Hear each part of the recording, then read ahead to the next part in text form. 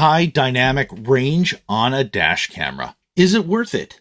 Well, here we're going to show you at the bottom, the HDR is turned on the brand new Viofo A329, and at the top is the Viofo A229 Pro with HDR turned off. And as you can see, we picked up the first license plate as we continue driving at night. We also pick up the second license plate.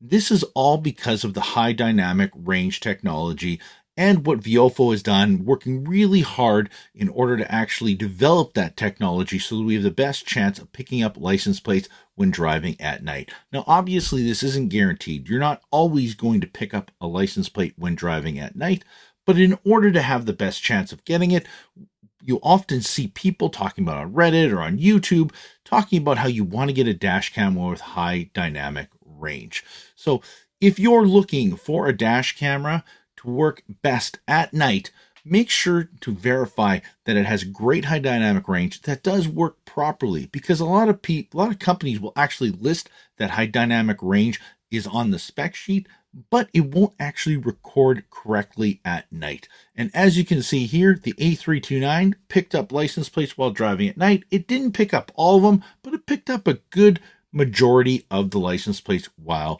driving. While the A229 Pro, because we had the HDR feature turned off, it actually didn't pick it up at all.